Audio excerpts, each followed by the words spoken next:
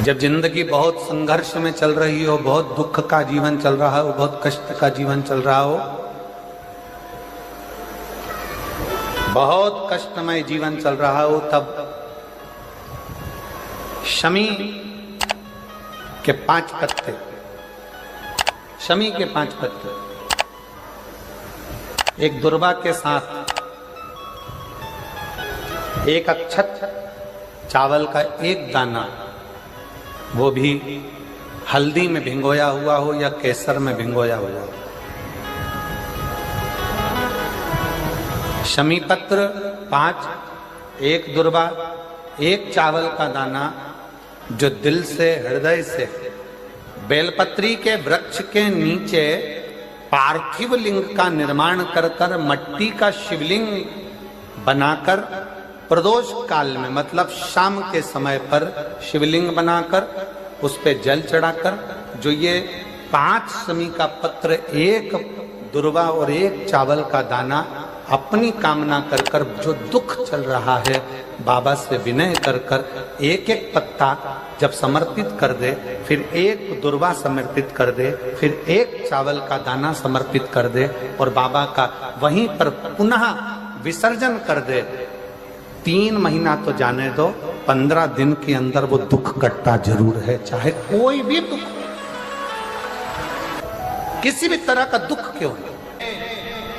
एक बेलपत्र के वृक्ष की परिक्रमा करने वाले को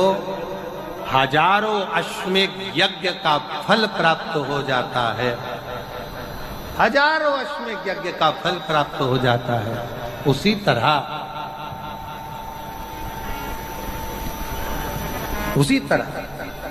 एक पार्थिव लिंग का निर्माण करने वाले को, मिट्टी का शिवलिंग का निर्माण कर कर पूजन करने वालों को 12 ज्योतिर्लिंग के शिवलिंग के दर्शन का पुण्य फल प्राप्त। बहुत ध्यान लगाकर सुनिएगा। एक बेलपत्री और उस बेलपत्री में एक चंदन की बिंदी और एक अक्षत का दाना मात्र रखकर भी अगर शिवालय पर चढ़ा दी जाती है, एक बेलपत्री, एक चंदन का बिंदी, और चंदन फिर निवेदन करेंगे आज के जमाने में तुम लोग सब घिसा घिसाया, पड़ा पड़ाया, डब्बी का सामान ले लेकर, वो नहीं, चंदन की एक मुठिया रखो, थोड़ा सा भी घिसो, जरा सा भी घिसो, उसकी एक बिंदी और एक चावल का दाना, जब हम भगवान देवादिदेव महादेव को समर्पित करते हैं, अपनी कामना कर कर समर्पित करते हैं, तो निश्चितता है, पुराण की कथा कहती है, शंकर भगवान उसका फल शीघ्र प्रदान कर देते हैं। भले आपने कुछ करा ना करा, उसका फल तुम्हें मिल जाता है। में जाना, लोटा भरकर जल समर्पित करना, और कभी तुम्हारे जीवन में अगर तुमको लग रहा है कि मैं दुखों से पीछा छूट ही नहीं रहा, तब उस जगह पर बेलपत्री के मध्य भाग में पीला चंदन, ये जो पत्ती है और ये 2 पत्ती हैं, ये बड़ी पत्ती और ये बीच की जो 2 पत्ती हैं, इसके बीच में जो डंडी का भाग रहता है, जो बीच में डंडी का जो भाग है,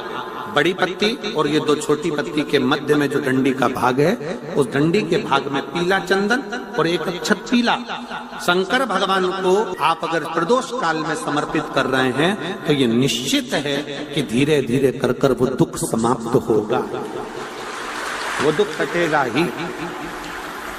अंतर्गत वर्णन किया गया शंकर भगवान की आराधना में, शिव की आराधना में, जब तुम्हें लगता है कि तुम्हारा व्यापार नहीं चल रहा, कोई तुम्हें धोखा दे रहा है, लक्ष्मी नहीं आ रही, बहुत चिंता में पड़े हुए हो, बहुत टेंशन में जिंदगी चल रही है, बहुत बीमारियां तुमको घेर ली है और चारों तरफ अंधेरा ही अंधेरा नजर आ रहा है, तुमने विचार करा अब मैं तो मर जाऊं तो अच्छा, मैं सुसाइड कर लूं तो अच्छा, मैं मर जाऊं तो अच्छा, तो मरने से पहले एक काम कर कर देखना, शंकर भगवान की आराधना कर कर देखना, शिव पर एक लोटा जल चढ़ा कर देखना, और ज्यादा चिंता, ज्यादा टेंशन हो तो बेलपत्री के जड़ को घिसकर उसका चंदन बनाकर शंकर को लेपन कर कर उसकी भी आराधना कर कर देखना कि बेल चंदन का फल क्या।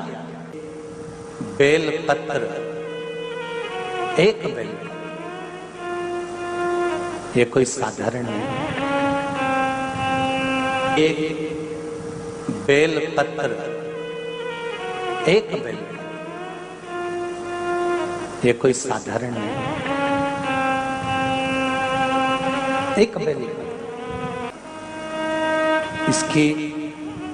नीचे की डंडी से लेकर ये दो पत्तियां जहां लगी हैं और दो पत्ती से लेकर ये बीच की जो पत्ती है उसमें जो गैप है, उसमें जो जगह है, दिख रही है आपको? ये दो पत्ती से लेकर बीच की पत्ती के बीच में जो जगह खाली रहती है, 33 कोटि देवी देवताओं विराजमान रहते हैं इस बीच की जगह में। जब शिव जी को चढ़ाया जाता है तब इस पत्ती के बीच की जगह शंकर के शिवलिंग पर रखा जाता है, तो शिव जी इतने प्रसन्न होते हैं कि मेरी स्तुति करने के लिए ये भक्त 33 कोटि देवताओं को लेकर आया है, मेरी स्तुति करने के लिए। लोग चावल लाए, लोग अंबारियां लाए, धन लाए, दौलत लाए, संपदा लाए, पर एक शंकर का भक्त ऐसा होता है जो एक बेलपत्री के रूप में 33 कोटि देवताओं को, 64 योगिनियों को, आदि शक्तियों को शंकर को समर्पित करता है। कितना सुंदर संवाद है, कितना सुंदर बात कही कि भूल से भी किसी तीर्थ में नहीं गए, कहीं हमने गौदान नहीं करा, कहीं हम किसी तीर्थ में नहीं गए, हमने कहीं गौदान नहीं करा, हमने कहीं ब्राह्मण भोजन नहीं कराया, हम कहीं गंगा यमुना कावेरी सरस्वती नर्मदा छिपरा पुण्यवान नदी में हम स्नान नहीं कर पाए। शिव महापुराण की कथा कहती है भूलवश भी अगर पिपलेश्वर या बटकेश्वर किसी शिवालय पर भूल से भी अगर एक लोटा जल चढ़ जाता है तो देव अधिदेव महादेव सारे तीर्थों का फल अपने आप प्रदान कर देते हैं। भूल से भी चढ़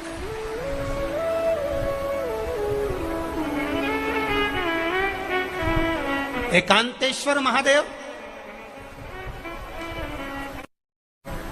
किसी तीर्थ में नहीं गए,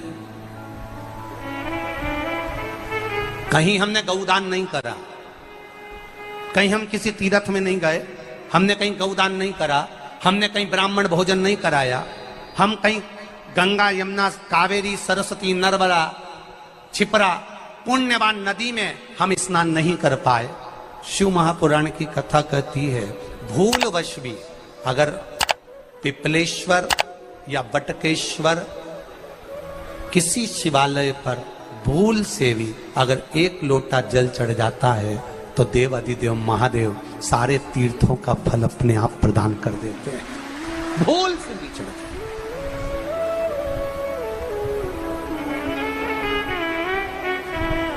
एकांतेश्वर महादेव जो कि एकांत में बैठा हुआ है, एकांतेश्वर महादेव अकेला बैठा है अलमस्त होकर। आप जा रहे हो गाड़ी लेकर, आप 4 व्हीलर गाड़ी में जा रहे हो, ट्रैक्टर में जा रहे हो, ट्राली में बैठकर जा रहे हो, क्रूजर में बैठकर जा रहे हो, 2 व्हीलर गाड़ी में बैठकर जा रहे हो और एकांतेश्वर महादेव का मंदिर दिख गया, कोई एकांत में, भले उसका नाम नहीं मालूम तुमको कि कौन सा महादेव, पर अकेला बैठा है जंगल में, वृक्ष की छांव में, एक ओटले पर, कोई दीवार नहीं, कोई जाली नहीं, कोई गेट नहीं, कुछ भी नहीं। ये शिव मंदिर में जाकर एक लोटा जल समर्पित करती थी और शास्त्र कहता है कि शंकर के मंदिर में अगर एक लोटा जल कोई एक परिवार का व्यक्ति भी समर्पित कर रहा है तो समझ लेना कि वो अपनी 71 पीढ़ी को पार लगा रहा है। वो अकेला नहीं, 71 पीढ़ी को पार लगा रहा है। शिव महापुराण की कथा कहती है जब बच्चा गर्भ में आता है, माता के गर्भ में जब संतान आती है और माता के गर्भ में जब संतान रहती है, उस 9 महीने में स्त्री नारी अगर कहीं